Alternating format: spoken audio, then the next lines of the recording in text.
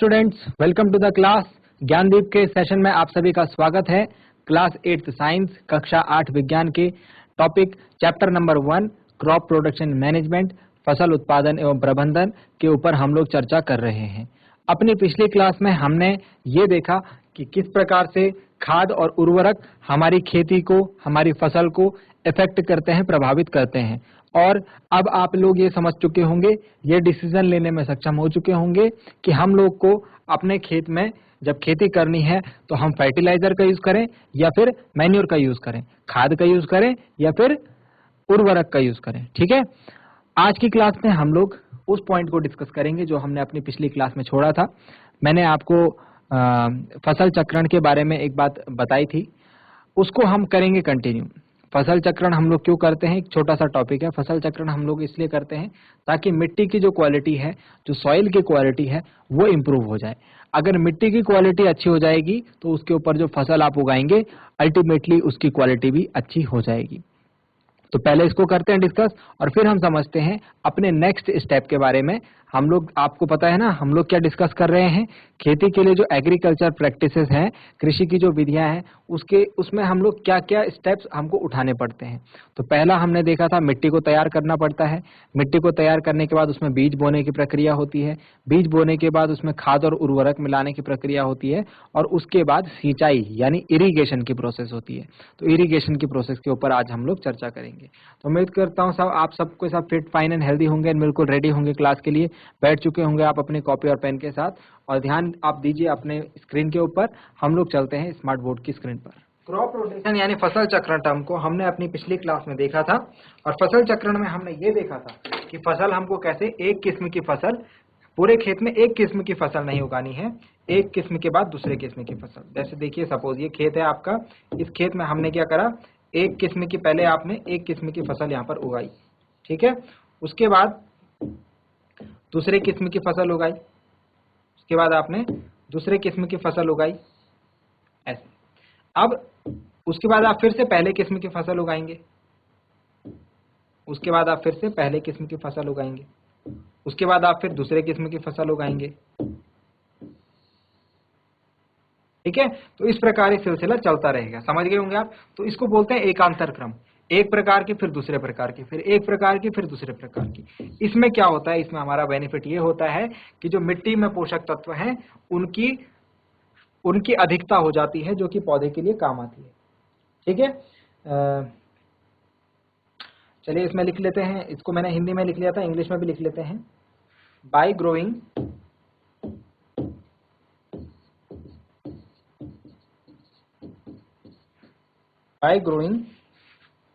Different crops alternately,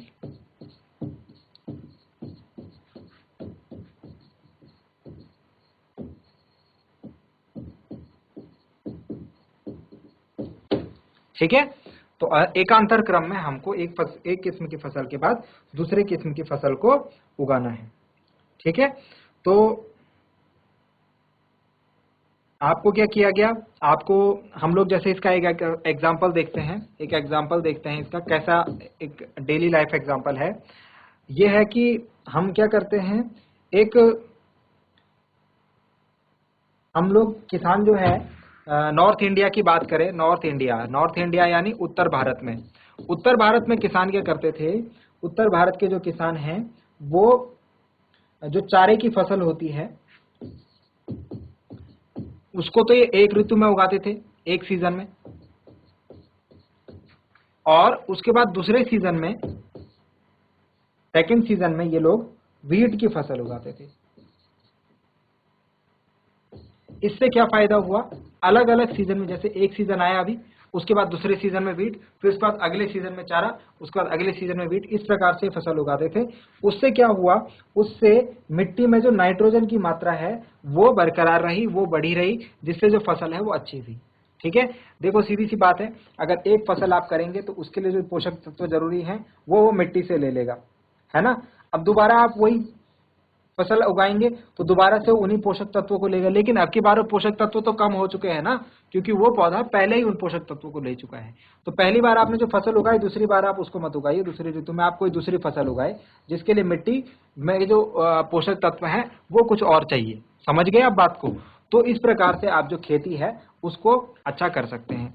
ठीक, तो इसे हम कहते हैं फसल चक्रण, crop rotation. This is an very best technique कि हम अपनी मिट्टी को जो है, जो मिट्टी की गुणवत्ता है उसको बनाए रखें। ठीक है, नेक्स्ट जो है हम लोग जिस चीज के ऊपर बात कर रहे हैं, नेक्स्ट जो टॉपिक है वो है, हमने इससे पहले देखा, सबसे पहले हमने प्रिपरेशन ऑफ सॉइल को पढ़ा, यानी मिट्टी कैसे तैयार की जाती है। उसके बाद हमने नंबर 2 पर सोइंग या बुआई को देखा। और आज हम लोग और नेक्स्ट क्लास में हमने बात करी थी खाद और उर्वरक के बारे में, तीसरे पॉइंट के ऊपर। और आज हम लोग जो है बात करने वाले हैं फोर्थ पॉइंट के ऊपर, जो कि है एग्रीकल्चर प्रैक्टिसेस का फोर्थ पॉइंट, जो कि है इरिगेशन। ठीक है, आपने लिखा होगा नोटबुक में अगर आपने नोट्स बनाए होंगे तो आपको समझ आ पा रहा होगा। हम लोग एग्रीकल्चरल प्रैक्टिसेस के 1 बाय 1 सारे पॉइंट्स को डिस्कस कर रहे हैं। तो जो सिंचाई है, सिंचाई के बारे में हम लोग आज चर्चा करने वाले हैं। और इसको आप इस प्रकार समझिए कि अगर हम खाना खाते हैं, सपोज हम एक जीव की बात करें, अपनी बात करें, तो हमको क्या चाहिए? 2 चीजें चाहिए, हमको चाहिए खाना और हमको चाहिए पानी। हमको चाहिए खाना और हमको चाहिए पानी। तो दोनों ही चीज जो है हमारे शरीर की जो ग्रोथ है, जो हमारे शरीर का विकास है, उसके लिए जरूरी है। ठीक है, तो इसी प्रकार से जो पौधा है उसके लिए भी खाना तो और पानी दोनों जरूरी है। तो खाना मैंने बताया कहाँ से मिलेगा? खाना मिलेगा मिट्टी से, खाद से, है ना।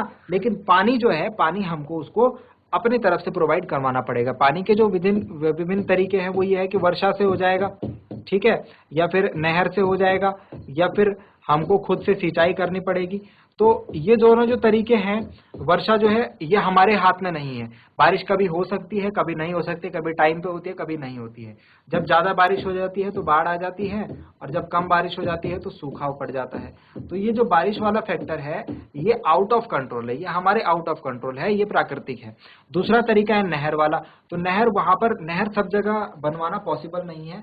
इसके लिए जो है आसपास पानी का स्रोत है, पानी की उपलब्धता है, ये उस पर डिपेंड करता है। ठीक है, अब लास्ट वाला जो पॉइंट बचा, सिंचाई। ये सिंचाई जो है ये हमारे हाथ का काम है। अब ये सिंचाई को हम किस प्रकार से कर सकते हैं, इसके तरीके हम लोग देख सकते हैं यहाँ पे। ठीक है, तो नेक्स्ट हमारा जो पॉइंट है वो पानी है। अब पानी के साथ जो है, पानी हम लोग क्यों देना होता है? क्योंकि पौधा पानी पीता है। पानी के साथ साथ अलोंग विद वाटर, पानी के साथ साथ पौधे को क्या मिल जाता है? पानी के साथ साथ पौधे को मिनरल्स,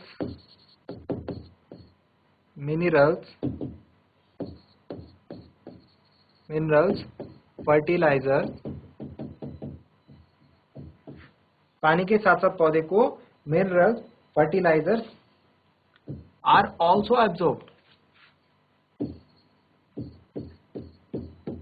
यानी कि पानी के साथ साथ पौधा पानी अवशोषित करता है। ठीक है, और उसके साथ साथ पौधे को खनिज तथा उर्वरक भी प्राप्त हो जाते हैं। भाई मिट्टी में खनिज और उर्वरक कहाँ पर होते हैं बच्चों? खनिज और उर्वरक अभी तक हमने देखे मिट्टी में होते हैं, लेकिन मिट्टी से वो पौधे में कैसे जाएंगे? ये मिट्टी है, इसके ऊपर ये पौधे का तना है, ये पौधे की जड़ें हैं। ठीक है, और यहाँ पर पौधा है हमारा, यहाँ पर पौधा है। ठीक है, तो ये ऊपर कैसे चढ़ेगा? ऊपर चढ़ाने के लिए इसको क्या चाहिए? जल।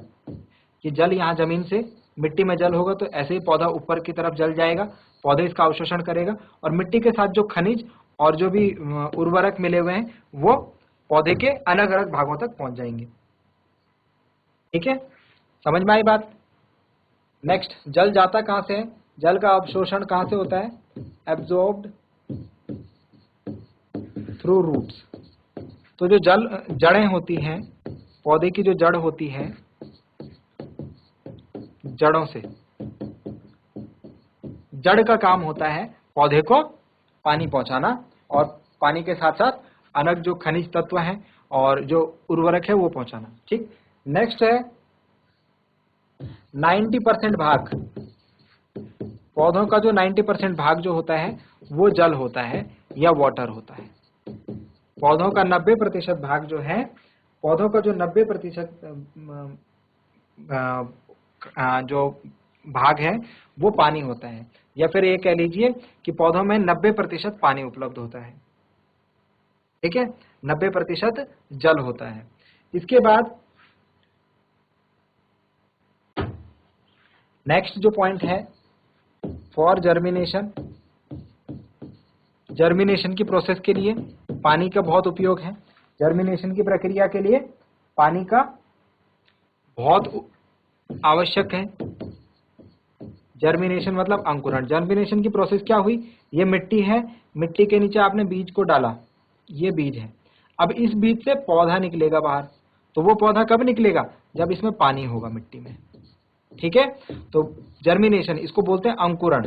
तो अंकुरण के लिए पानी का होना बहुत जरूरी है। अगर सूखी मिट्टी होगी, सूखी जमीन होगी, तो अंकुरण नहीं हो पाएगा। ठीक है, नेक्स्ट जो है वाटर के थ्रू मैंने आपको बताया कि पानी क्या होता है। पानी के साथ साथ जो तत्व हैं और जो फर्टिलाइजर उर्वरक हैं, ये पौधे के विभिन्न भागों तक पहुंचाए जाते हैं। ठीक है, नेक्स्ट जो है वाटर प्रोटेक्ट्स, लिखते रहिए आप मेरे साथ साथ लिखते रहिए, द क्रॉप और द प्लांट फ्रॉम, दो चीजें हैं जो कि पौधे को खराब करती हैं, फसल को खराब करती हैं। पहला है फ्रॉस्ट एंड दूसरा है हॉट एयर करंट। इन दोनों से ही जल जो है पौधे को बचाता है। इनका क्या मतलब हुआ, इनका क्या मतलब हुआ, फ्रॉस्ट का मतलब हुआ पाला, तो पाले से भी बचाता है, और हॉट एयर करंट मतलब गर्म हवाएं, हॉट एयर करंट मतलब गर्म हवाएं। तो जो पौधे की रक्षा पाले से और गर्म हवाएं दोनों से पौधे को बचाता है, कौन, जल। ठीक है, तो हमको क्या करना चाहिए, पौधे में हमको, अगर हमको अच्छी फसल चाहिए तो we must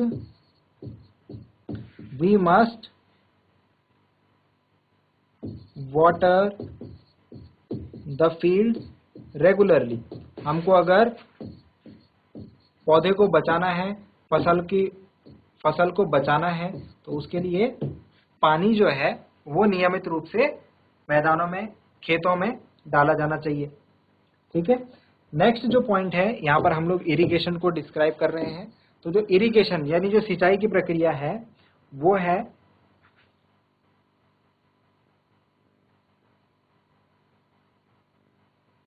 the supply of water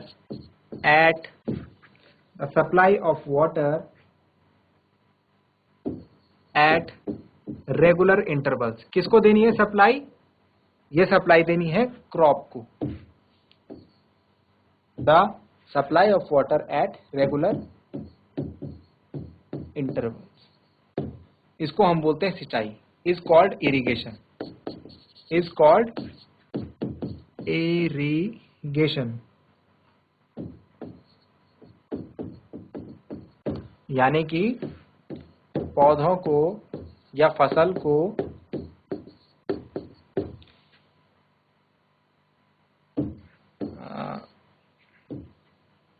खेत में निश्चित समय अंतराल पर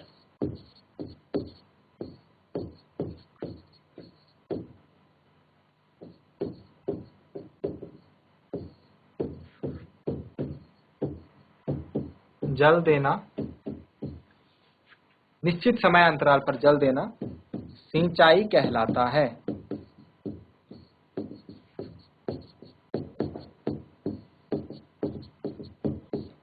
सिंचाई कहलाता है। ठीक है, समझ में आया। तो नेक्स्ट जो इरिगेशन के बाद हम लोग नेक्स्ट पॉइंट पे आ रहे हैं, वो ये है कि इरिगेशन के लिए हमको किसी पौधे की अगर सिंचाई करनी है, किसी फसल की सिंचाई करनी है, तो इसका जो समय है और जो फ्रीक्वेंसी है, टाइम एंड फ्रीक्वेंसी। फ्रीक्वेंसी मतलब कितनी बार देना है, टाइम और कितनी बार, ये हम इट इज डिफरेंट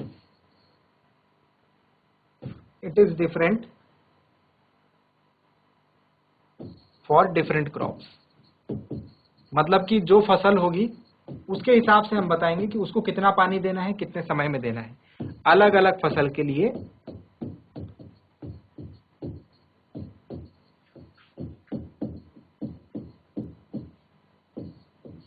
अलग अलग होता है। ठीक है, किसी पौधे को कितना पानी देना है, कितने समय के लिए देना है, कितनी बार देना है, ये अलग अलग फसल के लिए अलग अलग होता है। अलग अलग मौसम के लिए अलग अलग होता है और अलग अलग मिट्टी के लिए अलग अलग होता है। ठीक है, गर्मियों में हमको ज्यादा पानी देना होता है, ठंडियों में हमको कम पानी देना है। ठीक है ना, तो इस हिसाब से होता है। अब इरिगेशन के हमारे पास क्या सोर्सेज हैं, तो सिंचाई के क्या क्या स्रोत हैं, अब इसके ऊपर चर्चा करने जा रहे हैं। सिंचाई, देखो बच्चों, इरिगेशन जो है एक बहुत ही इंपॉर्टेंट पार्ट है इस पूरी प्रक्रिया का। ठीक है, क्यों? क्योंकि मिट्टी हम लोग तैयार कर लेंगे, बुआई उसमें कर लेंगे, खाद हम लोग बना लेंगे, लेकिन ये जो पानी की उपलब्धता है, अगर ये हमारे पास नहीं हुई तो इसको हमको उपलब्ध करवाना होगा। तो सिंचाई के जो स्रोत हैं, यानी सोर्सेज ऑफ इरिगेशन, वो क्या क्या है? तो हम लोग सिंचाई कर लेते हैं वेल्स से, कुओं से, ट्यूबवेल खोदी रहती है हमने।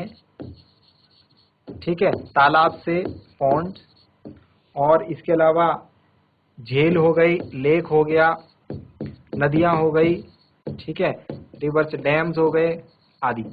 ठीक है, तो ये सारे हमारे पास स्रोत हैं जिनसे हम सिंचाई कर सकते हैं। और एक जो इम्पोर्टेंट ट्रेंड है सिंचाई करने का, वो है कैनाल्स। कैनाल मतलब नहर। तो ये सभी तरीके हमारे पास सिंचाई करने के। अब इसमें से कुछ मैंने आपको बताया था, कुछ पुराने जमाने के तरीके हम लोग देख रहे थे और कुछ नए जमाने के। पुराने जमाने के कुछ तरीके हैं और कुछ नए जमाने के हैं। तो दोनों तरीके, दोनों जमाने के तरीकों के ऊपर चर्चा करेंगे। और पुराने जमाने में किस तरीके से जल उपलब्ध कराया जाता था खेतों में, दूर दूर जो खेत होते थे, और आज के ज़माने में हमारे पास क्या क्या तरीके हैं, उनके ऊपर हम लोग चर्चा करेंगे। ठीक है, तो जो पुराने ज़माने के तरीके हैं वो हैं, मैं यहाँ पर लिख लेता हूँ, पुराने ज़माने के तरीके मतलब ट्रेडिशनल मेथड्स। ठीक है, पुराना ज़माना मत लिखना, मैं तो आपको समझाने के लिए बोल रहा हूँ। ट्रेडिशनल मेथड्स आज भी यूज होते हैं, गाँवों में ही आज भी यूज होते हैं, ऐसी बात नहीं है, पुराने ज़माने के। तो जो ट्रेडिशनल मेथड्स हैं वो है हमारे पास मोट, MOAT, और दूसरा है चेन पंप। ठीक है, मोट और चेन पंप। मोट और चेन पंप, मोट को हम कहते हैं जो पुली है, जो घिरनी है, उसके माध्यम से, और चेन पंप जो है, इसके अलावा ढेकली है। ठीक है, इन सब की मैं पिक्चर्स आपको नेक्स्ट क्लास में दिखाऊंगा। तो ये सभी तरीकों से जो है हम, ढेकली है, एंड देन RAHAT, राहत, जिसको हम बोलते हैं लीवर सिस्टम, उत्तोलक सिस्टम, उत्तोलक तंत्र। तो इन सभी को मैं आपके चित्रों के माध्यम से समझाऊंगा। ठीक है, कि क्या होते हैं, किस प्रकार से सभी तरीके हम लोग यूज किया करते थे पहले के जमाने में। ठीक है, जो आज के ज़माने में जो मॉडर्न डे टेक्निक्स हैं, इनके ऊपर हम अगली क्लास में चर्चा करेंगे, इसीलिए मैं सिर्फ यहाँ पर नाम लिख रहा हूँ और इनको बेटर आप लोग फिगर्स से समझेंगे। ठीक है, जो मॉडर्न मेथड्स हैं वो है, एक तो स्प्रिंकलर सिस्टम, दूसरा है drip irrigation method, drip system. ठीक है, और इसके अलावा ये जो दो हैं हमारे पास मुख्य तरीके हैं। ठीक है, स्प्रिंकलर मतलब छिड़काव, और drip system, drip irrigation method. तो ये हमारे पास कुछ तरीके हैं बच्चों इरिगेशन के। इनको समझने के लिए मैंने आपको बताया कि ये मॉडर्न डे टेक्निक है, आज के दिन में ये तरीके यूज किए जा रहे हैं, लेकिन ये पुराने जमाने के जो ट्रेडिशनल मेथड्स हमारे पास हैं ये भी काफी यूजफुल, काफी उपयोगी है। ठीक है, तो अगली क्लास में हम इनके ऊपर चर्चा करेंगे। इनको मैं आपको पिक्चर्स के थ्रू दिखाऊंगा, और जब ये कंप्लीट हो जाएगा तो फिर हम लोग किसके ऊपर आ जाएंगे, जो हमारा नेक्स्ट पॉइंट है, ये हमारा इरिगेशन चल रहा है, और उसके बाद हमारा नेक्स्ट शायद ये 1 मिनट, ये चौथे नंबर का पॉइंट है। उसके बाद हम लोग 5th नंबर के पॉइंट के ऊपर आ जाएंगे, जो कि है प्रोटेक्शन फ्रॉम वीड्स।